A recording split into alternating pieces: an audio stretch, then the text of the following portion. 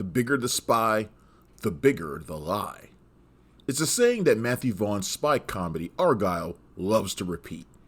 It sounds kinda nifty, kinda slick, like something a femme fatale looking to seduce a James Bond type might say to him. But it doesn't really mean anything, regardless of how it might sound. And that's pretty much Argylle in a nutshell. All of the window dressing, the sped up action, the big stars, it all looks very cool. And if you think about it for even half a second, it's just the stupidest damn movie that makes no sense. The sad thing about Argylle is that it's also too damn smug for its own good. Vaughn's movies always bear his self-satisfied fingerprints, whether it's the tonally similar Kingsman films, or even X-Men First Class, which I love, by the way. You can practically see Vaughn patting himself on the back, as if he's giving you something you've never seen before.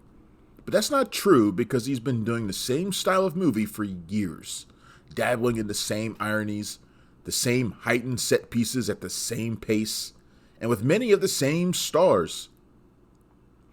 Argylle is a spy movie, but that's only the beginning. Bryce Dallas Howard plays anxious, cat-loving writer Ellie Conway. Her series of Argylle novels is a smash hit with millions of loyal fans. Henry Cavill, sporting an unfortunate flat top, plays Agent Argylle as Ellie dreams up his missions to then put on the page.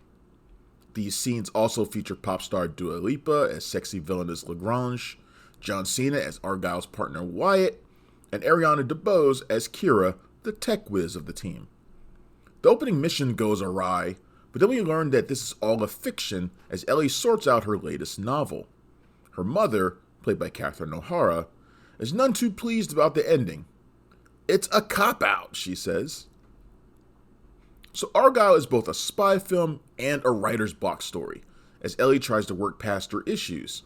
Oh, wait, it's more than that too, because there's a stranger-than-fiction-esque component that finds Ellie's stories affecting her reality.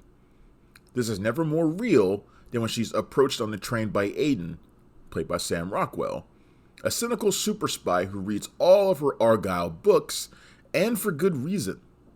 Everything she writes about is a little too close to the truth for some folks in the espionage business, and they hope to use her predictive abilities for nefarious purposes. Don't think about this too hard or your brain will crack, it's so dumb. Vaughn is not an uncreative guy visually, and it's impressive the way he shifts between reality and fantasy at the literal blink of Ellie's eyes, giving us both Cavill and Rockwell performing the same action sequences simultaneously. This nifty trick is also a problem, though, because we're never quite sure what level the film is operating on. At times it wants us to take it seriously as an espionage caper, with the works of John le Carré and others referenced throughout. But it also has that exaggerated Vaughn style where goofy things happen, like pretty much everything involving Ellie's cat, Alfie, whom Aiden says he loves but appears deathly allergic to. I love spy movies. For me, they are right up there with heist movies and assassin films as my all-time favorites. But the great thing about espionage, even in something silly like Kingsman, is exploring how deep the world of secret agents goes and how it reflects our world geopolitically. Argylle wants to have its cake and eat it too, to be taken seriously and not at all. The ridiculous world Vaughn creates isn't rich enough to succeed at either. But Argylle shoots itself in the foot with a litany of twists supposedly meant to shock, but just leave you numb after a while.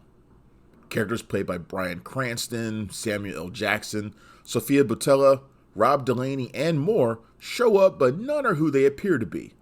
Some flip and then flip again, and when the big reveal happens involving a crucial lead character, and then another, you no longer have reason to care. Argylle is so pleased with itself over all this nonsense. It's like Vaughn just expects the audience to accept it and go with the flow because look at all the fun casting and the CGI cat in a backpack. Isn't that enough?